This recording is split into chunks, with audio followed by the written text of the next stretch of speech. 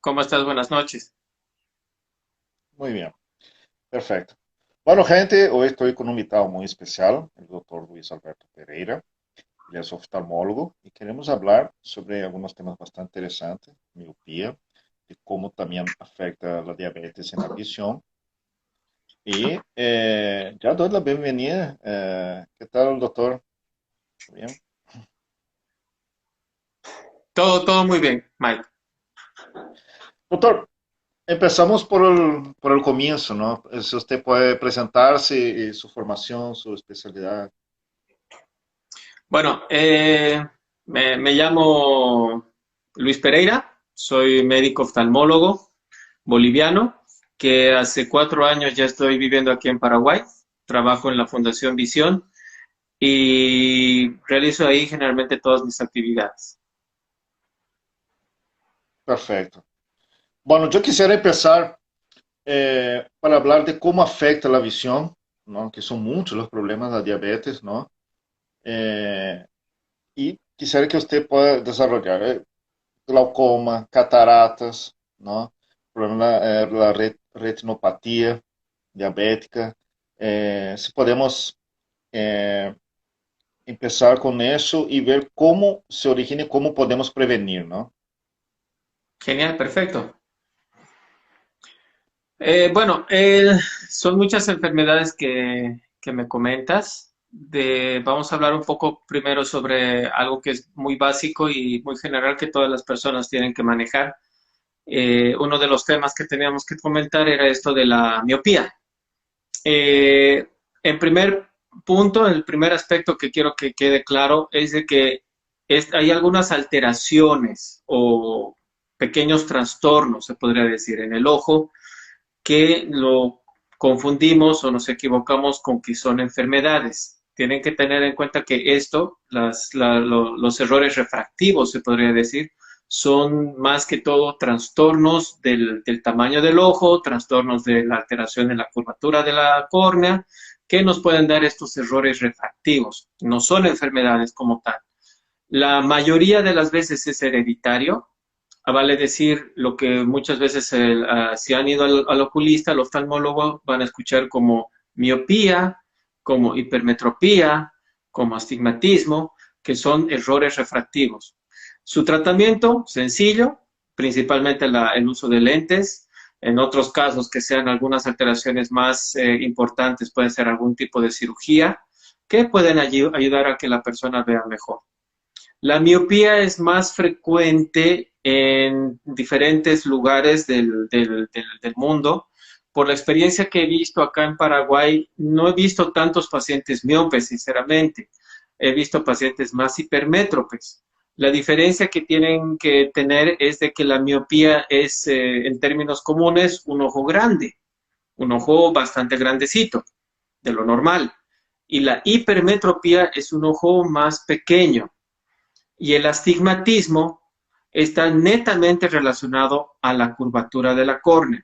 Yo generalmente les doy un ejemplo a mis pacientes para que me entiendan, porque me dicen curvatura de la córnea, doctor. Es como el asfalto. Imagínense una persona que no tiene astigmatismo, es como si su córnea fuera como un asfalto liso.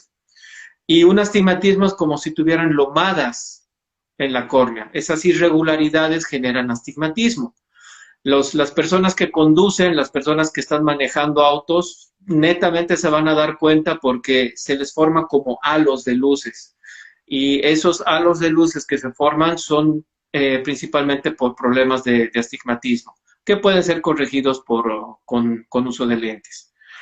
Eso por la primera Sí, parte. sí, una consulta hablando de la miopía, ¿no? Eh, ¿Cuándo se recomienda el uso de lentes de contactos y de cómo puede afectar el uso de lentes que no son recomendadas? Porque hoy en día se vende, ¿no? De- casi que al por mayor, ¿no? Sin ninguna consulta. Yo me acuerdo cuando me hice lente de contacto, hace unos 20 años atrás, una contactóloga me recomendó, me examinó, hizo todos los pormenores, ¿no? Yo tenía un poco de miopía. Eh, y ¿Cómo elegir bien cuáles son los peligros de usar lente de contacto por usar nomás? Bueno, la primera recomendación para lo de los lentes de contacto, lo primero es la parte de la limpieza, de la higiene. Generalmente el uso de los lentes de contacto están netamente relacionados al tipo de higiene y al cuidado que le vas a dar a ese material que va a tener contacto con tu ojo. Porque la peor alteración que te puede dar un lente de contacto va a ser una enfermedad que se llama úlcera corneal. Y la úlcera corneal por lente de contacto es muy agresiva porque hay un parásito que se llama acantamoeba, que tiene una predilección por un lente de contacto sucio que provoca úlcera y perforación. Entonces, si el paciente o la persona que va a usar un lente de contacto sabe que tiene que tener los cuidados de sacarse el lente de contacto con una mano limpia, ponerlo en su envase con un líquido adecuado que lo tiene que cambiar periódicamente.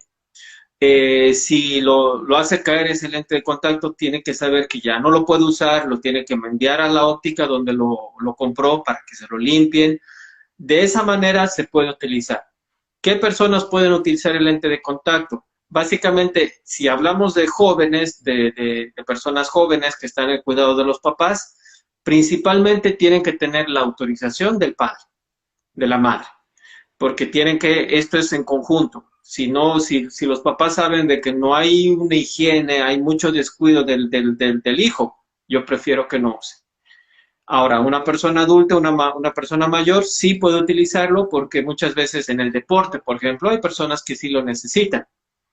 O personas que sí tienen medidas muy altas, que evidentemente los cristales se vuelven también un poco dificultosos por la manipulación o por el dolor que pueden ocasionar en el dorso de la nariz, que pueden utilizar lentes de contacto. De todas maneras, sí hay un periodo de acostumbramiento, se puede decir, y que tienen que adaptarse a esto de los lentes de contacto. Eh, Usar el lente de contacto sin necesidad. Vamos a suponer que una persona compra una lente de contacto por estética, ¿no? Verde, azul, bueno, y usa sin necesidad, sin graduación ninguna, y se cuida, toma todos los recaudos de higiene. Aún así, puede traer algún problema usar sin necesidad. Sí, no nos tenemos que olvidar que el lente de contacto es un material extraño, es un cuerpo extraño. Y el cuerpo no lo va a asumir como indicando, no, yo que él quiere usar un lente estético y por lo tanto me tengo que quedar tranquilo. No, va a haber reacción en la córnea, generalmente puede dar la tendencia a ojo seco, va a dar reacción a nivel del párpado, porque cada vez que cerramos los ojos, cada vez que hacemos el parpadeo, va a haber ese roce con el lente de contacto y se forman como una especie de un tejido tipo empedrado en el párpado, en la parte interna del párpado, que eso nosotros le llamamos como reacción papilar, que es por el uso crónico de los lentes de contacto. Entonces, toda persona que va a usar lentes de contacto tienen que saber que les puede ocasionar también ojo seco. Bueno, entonces, queda la recomendación siempre, ¿no? Irse al oftalmólogo, ¿no? Antes de, aunque sea sin graduación, ¿no? Para poder hacer buen uso y si es necesario. Bueno, vamos a las preguntas, hay muchas acá. Bueno, ¿qué causa el astigmatismo o ya es de nacimiento? Pregunta Nilsa. Bueno, todos estos errores refractivos que les comenté, la miopía, hipermetropía, el astigmatismo, son hereditarios, tienen un fuerte factor de riesgo hereditario. Si uno de los papás usa lentes, hay el 50% de posibilidades que el hijo use lentes. Si los dos papás usan lentes, entonces hay casi un 80-90% de posibilidades. Ahora, el astigmatismo también puede ser inducido. El astigmatismo, nuevamente, la definición es una irregularidad en la córnea. Puede ser inducido principalmente por el frotamiento de los ojos. Generalmente eso ¿por qué nos da? Cuando usamos de forma excesiva la computadora, en los niños cuando están todo el tiempo con el celular, etcétera, etcétera. Ese tipo de frotamiento puede inducir, si una persona tiene astigmatismo, puede inducir un mayor astigmatismo. Ah, perfecto. Buenas noches, pregunta Rocío, ¿cómo podría ser la limpieza del lente de alguien que ya se operó de cataratas? Ah, ya. Asumo que me está hablando de un lente intraocular. Pues si fue Exacto, operada de catarata, asumo que es por un lente intraocular. Bueno, exacto. la catarata es el cristal natural que tenemos dentro del ojo. Este cristal nos ayuda tiene una especie de movimiento que nos ayuda a ver tanto de lejos como de cerca. Cuando lo quitamos, lo que dejamos nosotros es la bolsa donde está ese cristal, digamos como una bolsa. Ahí se coloca el cristal. Entonces, esta bolsa en algunos pacientitos por el roce del mismo cristal, el lente intraocular o por la edad, se puede empezar a empañar. Y lo que nosotros hacemos es toques con láser para limpiarlo. Entonces, todo paciente que está operado de catarata, que tiene lo que se llama opacificación de la cápsula, esa fibrosis, esa opacificación que presenta el paciente, generalmente lo limpiamos mediante láser. Es una técnica muy sencilla, no dolorosa y rápida de hacer. Perfecto. Taina Vallejos pregunta, buenas noches, ¿una persona con miopía alta podría utilizar lentes de contacto? Eh, Sí, el lente de contacto tiene diferentes tipos de medida. Eso es bien importante explicar también a los pacientes que tienen miopías altas. Primero, a todo paciente con miopía alta, si ustedes, generalmente el médico les da la receta de los lentes. Eh, un dato muy importante que tienen que tener en cuenta es de que si tienen una miopía mayor de 3, ahí en la receta lo van a observar, mayor de 3, sí o sí se tienen que hacer una revisión de fondo de ojo, porque como el ojo es grande, las estructuras tienen que estirarse para tratar de alcanzar a todo ese ojo grande. Entonces su retina puede predisponer a desprendimientos, a desgarros. Y generalmente hay pacientes altos miopes que se les acompaña el desprendimiento de retina y la visión baja que tenían empeora. Estos pacientitos pueden usar lentes de contacto, pero dependiendo también del tipo de poder que hay que darles. Ejemplo, un alto miope que tiene una medida de -14, no hay un lente de contacto -14. Puede haber lentes de contacto -6, -8, que le ayuden de forma parcial. Entonces, hay pacientes que tienen muy alta la miopía, que van a tener que tener o lente de contacto más un lente de montura. Perfecto. Andrea Prieto pregunta, buenas noches, doctor. En mi caso, siempre que me friego los ojos, se inflaman mucho con dolor, ardez y perdón, sí, ardor y me ponen muy rojos. ¿Por qué serían? Básicamente, hay síntomas que tenemos que nosotros diferenciar cuando son síntomas ambientales. Los síntomas ambientales son principalmente el ardor, el ojo rojo, picazón y molestias que nos da esa tendencia a frotarnos los ojos. Cuando digo molestias superficiales, estoy hablando de ojo seco, del síndrome de ojo rojo, y con los cambios de clima que tenemos en la actualidad, tenemos muchos pacientes que están con esa tendencia del ojo seco. En primera instancia, algo que le podría recomendar es el uso de alguna lágrima artificial, pero lo más aconsejable, evidentemente, es atenderle en consultorio, porque también puede ser que tenga algún tipo de problema visual y el esfuerzo que está haciendo también tiende a ocasionar ese tipo de molestias. Ok. Laura Samudio pregunta, una consulta, si una persona usa anteojos sin necesidad, solo por moda, puede afectar la vista, más o menos parecido a lo que estamos hablando de la lente, ¿no? Y hoy en día sucede mucho para hacer un estilo o los marcos, ¿no? Exacto. ese pose intelectual, sí. Depende mucho del tipo de calidad que estás usando el lente. Me explico. Si una persona, por ejemplo, hay unas personas que no necesitan un lente con graduación, no necesitan lentes con medida. Hay personas que ven muy bien. Generalmente yo les explico a los pacientes que el lente puede tener dos funciones. O te ayuda a ver mejor o te protege. Entonces hay personas que están mucho tiempo con la computadora, van al consultorio y están viendo, pero muy bien, tienen una visión 100%. Ese paciente puede necesitar un lente de protección y generalmente le podemos recetar un lente neutro que no tenga poder, pero que tiene filtro de protección. Ahí viene el dato importante. Este lente está fabricado en una óptica, entonces es un lente que sí va a tener cero de medida, cero de potencia. En cambio, un lente que te compras en la calle, que quieres hacer más que todo algo de estética, sí, pues no sabemos con qué material lo hizo, puede ser de plástico, puede ser de cualquier material, eso sí te pueden afectar y dañar los ojos. Excelente, entonces no hay que tener vergüenza, igual hay que ser sincero, diga, mira, yo no necesito, quiero solamente para figurar cómo puedo hacer para que no me perjudique. Es así, doctor, Exacto. ¿verdad? Hay que entonces siempre consultar.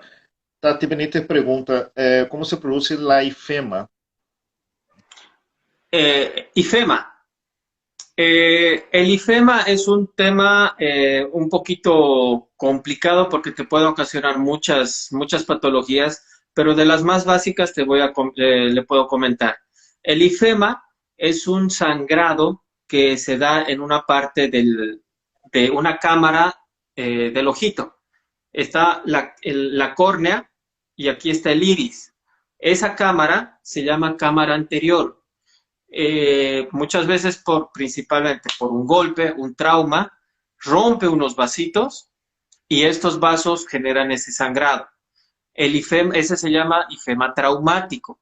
Hay también el ifema secundario que te da en pacientes que tienen diabetes mal controlada, que ya está afectando a los ojos y por ende esto ocasiona un sangrado espontáneo, un mal control de su diabetes. En pacientes hipertensos también mal controlados te puede generar eso. Hay procesos inflamatorios oculares, como que se los denomina uveitis, que también de forma crónica, prolongada, que no se lo ha revisado a tiempo al paciente, también puede generar este ifema. Entonces, primero, el ifema es un sangrado dentro del ojo y tiene múltiples causas. Isaura Bouvier pregunta, doctor, ¿qué tal? ¿La presión alta ocular presenta síntomas? Ya, algo que quiero que sepan todas las personas que nos están viendo, escuchando, el glaucoma no duele. Solo hay un glaucoma que duele que se llama el glaucoma agudo, pero es un dolor que es como esos dolores de muela que te quieren, no te dejan en paz, no te dejan dormir, que dices, doctor, quíteme esta muela. Es así el dolor del glaucoma. Te duele toda esta parte, te da náuseas, te da vómitos. Ese es un glaucoma agudo y se dan muy específicamente en casos específicos. Como el glaucoma no duele, se lo denomina en muchas partes, si ustedes buscan en Google, la enfermedad silenciosa, porque el paciente dice, necesito lentes. Va al consultorio y el doctor le dice, usted tiene un glaucoma demasiado avanzado, pero ¿cómo, doctor, si no me duele nada? Por eso, como no duele el glaucoma, los glaucomas lamentablemente se los detecta ya cuando están en estadios muy avanzados. Ahora, si hablamos de algunos síntomas que puede tener el paciente, muy iniciales, se puede decir a un paciente que tenga algún tipo de glaucoma, es principalmente halos de colores, como si se formaran arcoíris. Doctor, veo como colores algunas veces cuando estoy en el sol o cuando salgo a la calle, o pacientes que están haciendo ejercicio y dicen, doctor, le cuento que cuando hago ejercicio se me borra la vista. Esos pacientes también tienen que ser revisados, puede ser que tenga glaucoma, presionarte en el ojo, o pacientes que dicen, doctor, me duele el ojo y también la cabeza al mismo tiempo. Entonces, tenemos que ver que no, puede ser que sea migraña, pero también puede ser que esté empezando a presionarte en el ojo.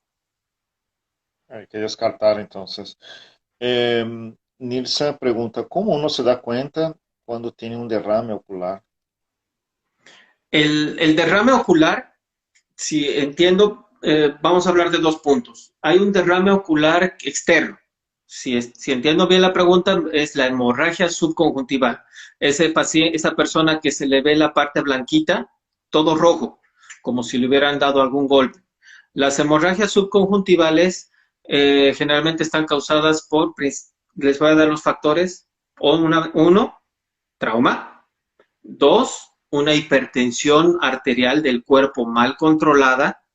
Tres, un dolor de cabeza intenso porque ya sea haya alzado algo pesado o algún movimiento muy brusco o en el momento de un shock, un paciente que haya renegado, que se haya molestado por algo, haya ocasionado un pico hipertensivo y algunas veces por frotamiento de los ojos. Esa es una hemorragia externa, la hemorragia subconjuntival.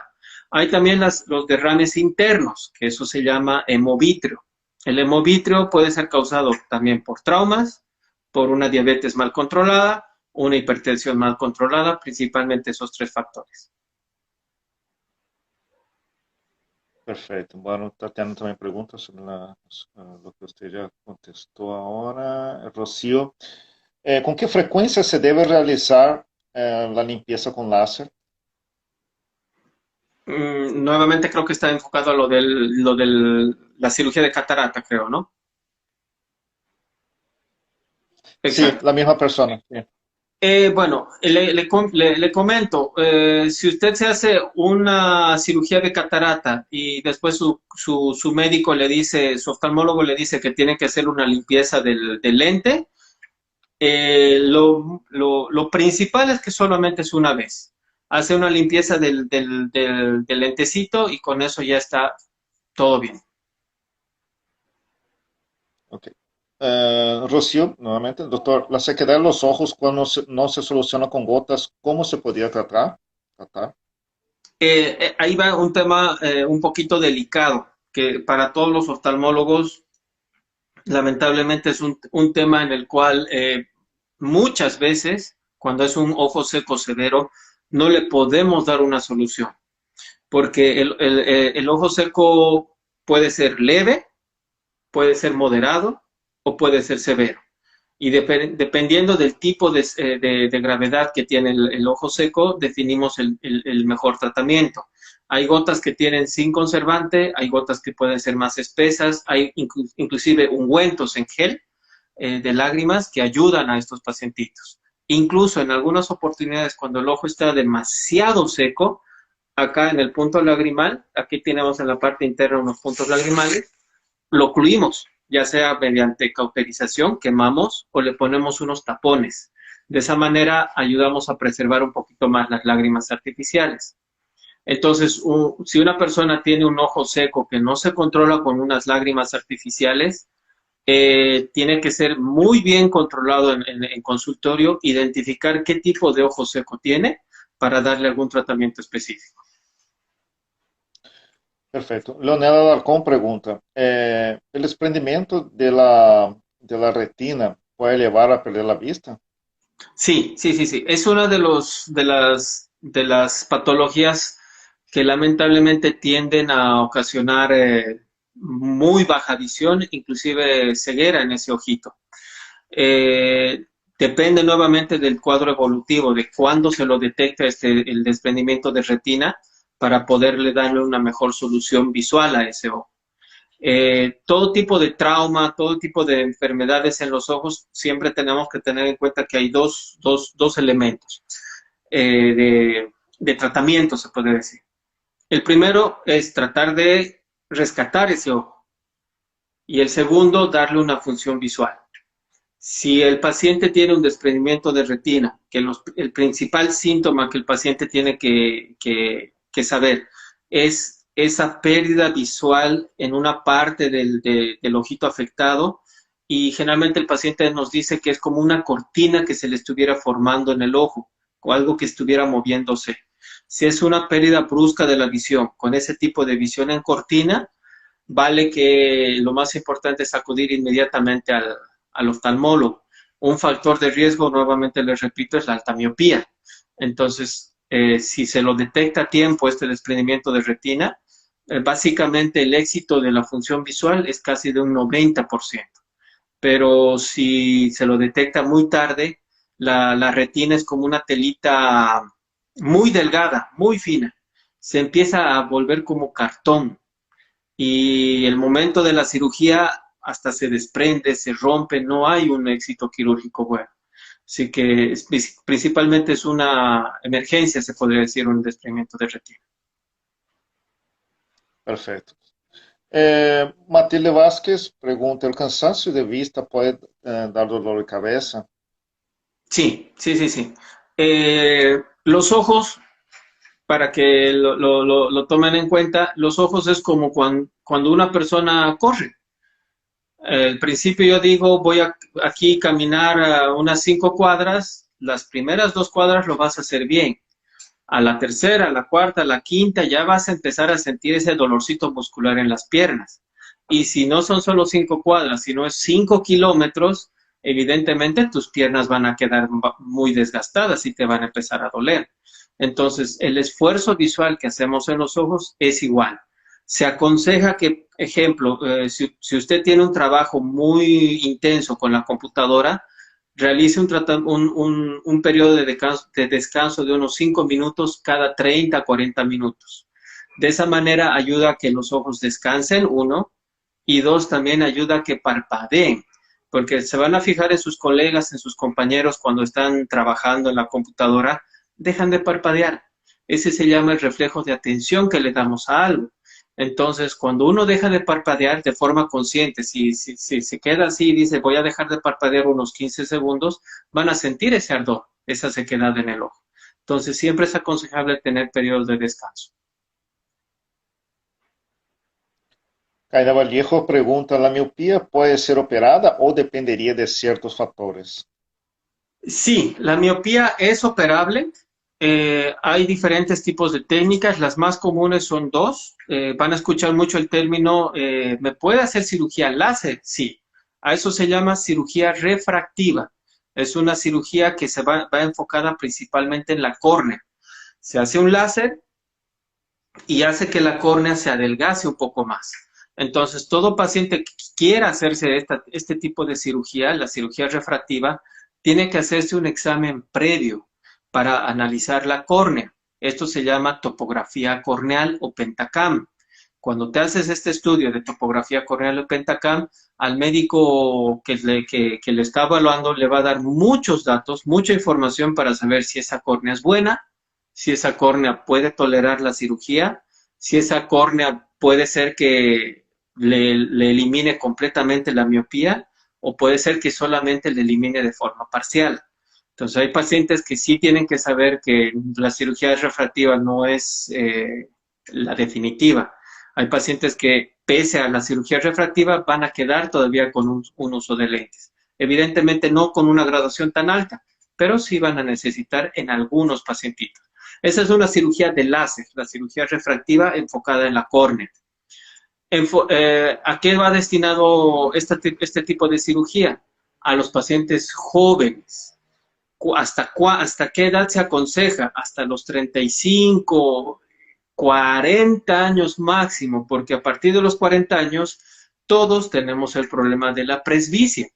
¿Qué es la presbicia? Ya es la necesidad de lentes de cerca. Los famosos lentes bifocales, tanto de lejos como de cerca, o los multifocales.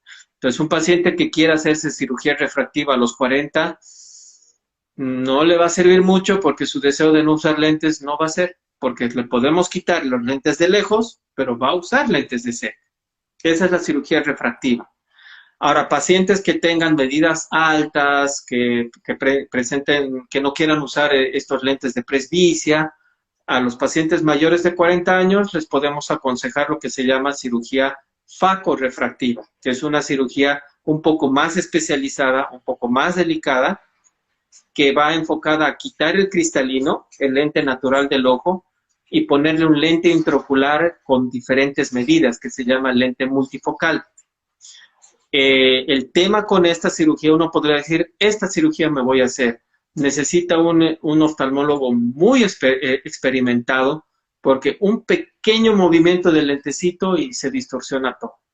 Entonces, esas son los dos tipos de cirugías que se podrían hacer si hablamos de dejar de usar lentes. Nilsa pregunta, bueno, ¿la presión alta en el ojo produce ceguera? Sí, sí, sí, sí. Eh, dos cosas muy importantes. El primero, cuando vayan al oftalmólogo, no solamente pidan medición de lentes, pidan también que les tomen la presión, pidan también que les vean fondo de ojo. Eso es muy importante, porque hay pacientitos que solo se les mide lentes, que otra vez les digo, y sienten que están mejor y después se les va apagando la visión y resulta que había sido glaucoma. Entonces, la revisión de los ojos tiene que ser tu visión, evidentemente, si te van a medir lentes, te van a dar tu receta, tu presión del ojo y el fondo de ojo para evaluar lo que es el nervio óptico. La presión intraocular alta puede generar ceguera. ¿Cuánto tiempo? Dependiendo del tipo de presión que tienes. Cuando hablamos de presión intraocular, normalmente es de 10 a 21 milímetros de mercurio el rango que podríamos decir normal. Hay pacientes que tienen presiones de 28, pacientes que tienen presiones de 40. Entonces, dependiendo del tipo de presión que tienes en los ojos, va a darte una estimación de cuánto tiempo tienes visualmente. Un paciente, por ejemplo, que tiene una presión de 24, no está tan alta. Si el rango máximo es 20 y el paciente tiene 24, no está tan alta. Entonces, estos pacientes toleran hasta 20 años, por ejemplo, hasta que les llega la ceguera, ¿no? Cuando no tienen un tratamiento. En cambio, un paciente que tiene una presión de 40, no me va a aguantar ese ojito más de 2 años. Y en 1 año y medio, máximo 2, este paciente puede quedar ciego. Ya seguimos con las preguntas full, están pasando muchísimas preguntas. Bueno, Rocío, cuando en un accidente, una vez que haya pérdida de líquido humor acuoso, esto podría ocasionar la pérdida de la vista o del ojo. ¿Y qué podría hacer en este caso? Ya, no, como les comenté anteriormente, especialmente en traumas, enfocamos en dos tipos de tratamiento al paciente y generalmente esto le explicamos a los familiares. El trauma es una complicación severa que puede afectar a uno o a los dos ojos. Generalmente tenemos que hacer un tratamiento primero de recuperación anatómica del ojo, tratar de ver y reparar qué estructuras están mal, y en una segunda fase ver qué función visual le vamos a dar a ese ojo. Cuando me hablan de pérdida de humor acuoso, es el líquido interno del ojito, es el líquido que nutre la parte interna del ojo. Significa que hubo una apertura, una ruptura de una de las paredes del globo ocular.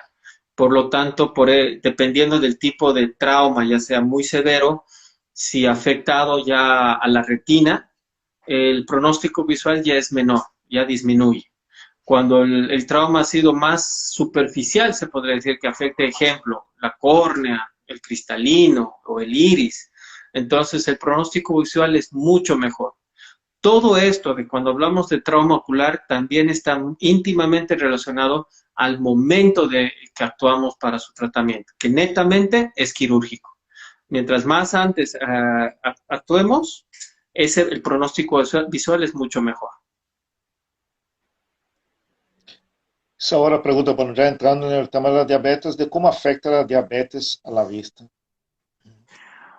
Ya, la diabetes afecta de múltiples causas a nivel ocular. Lo principal que tenemos que tener con los pacientes diabéticos es de que una diabetes mal controlada genera visión borrosa. Entonces, hay la falsa idea del paciente de que solamente es cambio de lentes. Para todas las personas que tengan algún familiar que tenga diabetes o que conozcan algún conocido, algún amigo, algún colega, si quieren hacer algún control oftalmológico, un paciente diabético, tiene que ir con su último control o análisis de azúcar. Si este control de azúcar está por encima de 140 o 150, significa que está mal controlada su diabetes y por ende esa visión borrosa que tiene es por su diabetes. Si está por debajo de 140, 110, 120 o 100, generalmente estos pacientes los podemos medir lentes porque están bien controladitos. ¿Qué afecta a nivel ocular la diabetes? Afecta al cristalino, lo que les comento de la visión borrosa, afecta al cristalino nuevamente formando catarata, afecta a la retina provocando alteraciones en los vasos sanguíneos, por ende estos vasos sanguíneos se alteran, se perforan, sale sangre, empieza lo que es la hemorragia interna, pérdida visual, tracción, desprendimiento de retina, o sea, es como un efecto cascada, todo relacionado a un mal control de la diabetes. La ceguera por diabetes es reversible, doctor. Lamentablemente no. Algunas veces a mis pacientes yo les explico como, algunas veces tenemos que ser un poco duros con los pacientitos con diabetes como para que se entienda bien qué es lo que está pasando en sus ojos y sepan de que no es algo, no es un chiste. Eh, Todo lo que se lo come, todo lo que destroza la retina por culpa de la diabetes, no se recupera, porque quedan adherencias, quedan cicatrices. Entonces, el paciente, generalmente cuando hacemos algún tratamiento en pacientes que tienen una diabetes mal controlada y una retinopatía diabética severa, empezamos a aplicar láser internamente, un láser especial en la retina. Es un láser interno. ¿Y qué es lo que hace el láser? Uno diría, me va a hacer láser el doctor para recuperar visión. No, el láser es para quemar esa retina mala y preservar la retina buena. Entonces, imagínese si tú tienes 100% de una retina sana, te da diabetes, ahora baja a 90, baja a 80, a 50. Todo lo que se ha perdido por la diabetes, le tenemos que aplicar láser, pero eso ya no se recupera. Lo que hacemos con el tratamiento láser es para evitar que esa retina que está ya lesionada quede como cicatriz y el resto está dependiente al tratamiento sistémico que se hace el paciente. Terrible. Nilsa pregunta, ¿un trasplante de córnea suele salir mal? ¿Y cuál sería la causa? Sí, uno podría decir, y eso generalmente se están buscando causas y motivos y por qué puede pasar eso. La córnea es uno de los pocos tejidos que no tiene vasos. Es por eso que es transparente. La córnea de todas las personas es transparente, no tiene vasculatura. Entonces, si tomamos desde ese punto de vista, no debería haber rechazo de un trasplante de córnea. Pero se ha visto de que inclusive en las lágrimas tenemos sistema inmunológico. Entonces, cuando hacemos un trasplante de córnea, este sistema inmunológico reconoce a este nuevo trasplante, este nuevo tejido, como extraño y lo ataca. Entonces, todo paciente que se le hace un trasplante, no solamente del ojo, sino de cualquier parte del cuerpo, el corazón, un trasplante de pulmón, a partir de ese momento, mediante tratamiento de inmunosupresión. ¿Qué significa eso? La inmunosupresión es un mecanismo, un tratamiento que hace que le demos un tratamiento al paciente para disminuir esas defensas que atacan a los tejidos, pero también estamos disminuyendo nuestras propias defensas. Entonces, tenemos que buscar el equilibrio entre que el cuerpo no rechace ese tejido, pero que tampoco no nos afecte en el sistema de defensa inmunitario.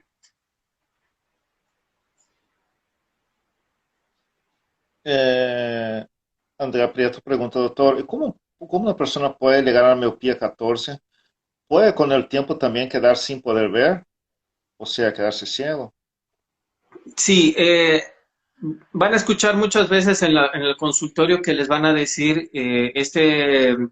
tengo miopía, doctor, ¿y por qué hoy tengo una miopía de -3? y y el siguiente año me dieron una miopía de -4. ¿Qué me está pasando? ¿Me voy a quedar ciego? Hay miopías que progresan. Se ha establecido de que a partir hasta los 20, 25 años, la miopía puede estabilizarse. Lamentablemente, como en medicina, 2 más 2 4 no, puede ser 2 más 2 3, 2 más 2 1. Hay pacientes que tienen la enfermedad de la miopía magna. ¿Qué significa miopía magna? Miopías que progresan, que hoy tienes, que hace 5 años era -4 y ahora que estamos en 2021 su miopía ahora es -10. O sea, es que se va estirando el ojo. Tratamiento no lo hay, solamente control. Pero a estos pacientes que se los diagnostica de miopía magna, se los tiene que ir controlando, especialmente la retina, que ese es el factor principal que puede provocar peor visión.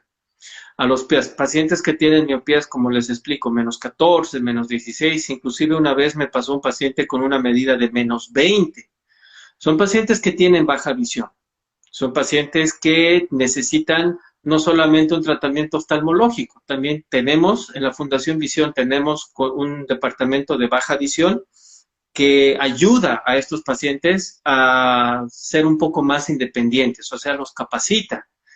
Y también necesitan apoyo psicológico, porque generalmente los pacientes tienen esa idea de que van a quedar ciegos.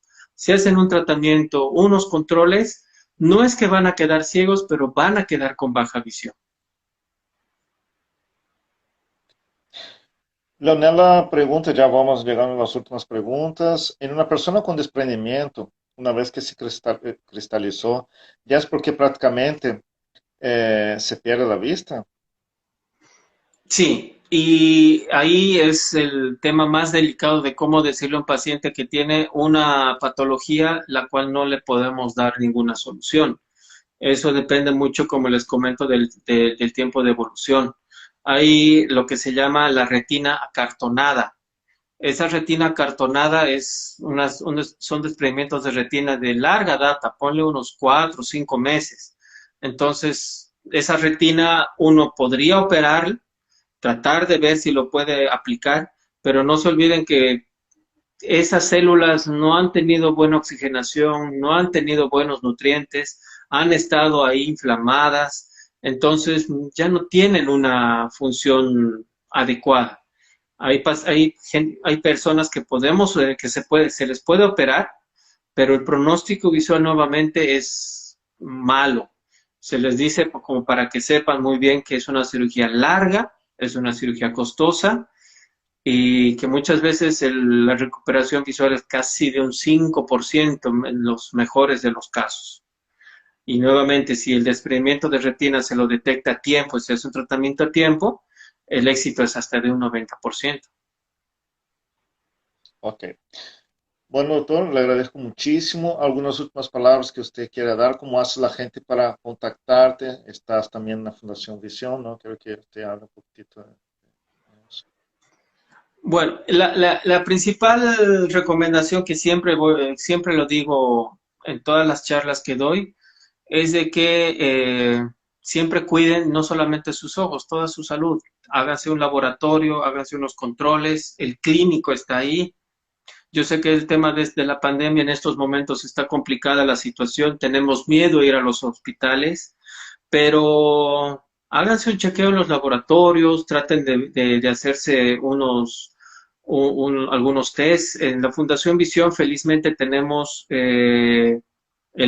las herramientas, los mecanismos de limpieza, de higiene, que nos ha ayudado, es una institución privada y nos ha ayudado a mantenernos a flote. Atendemos de forma normal a todos los pacientes, siempre les pedimos que se laven las manos, que estén con su tapaboca, el uso de alcohol, siempre estamos limpiando los consultorios de paciente en paciente y el control no solamente del ojo, de todo el cuerpo, siempre es una vez al año. Y tiene que ser un control de rutina, porque cuando hacemos un control de rutina, evitamos la presencia de enfermedades, porque podemos detectar a tiempo cualquier alteración que pueda tener la persona. Ya cuando el paciente viene con la enfermedad, ahí viene el tema. ¿Cuánto tiempo tuvo la enfermedad? Así que mi recomendación sería hagan un control una vez al año de forma periódica para que todos estemos tranquilos. Ok. Muchísimas gracias, doctor, por su voluntad de dar la entrevista. Gracias a toda la gente también que hizo las preguntas, ¿no? Que estuvo participando. Bueno, yo voy a estar compartiendo y subiendo el material en mi página. ¿También? Que tengan muy buenas noches. Muchas gracias. Muy buenas noches a todos y un gusto haber participado. Igualmente.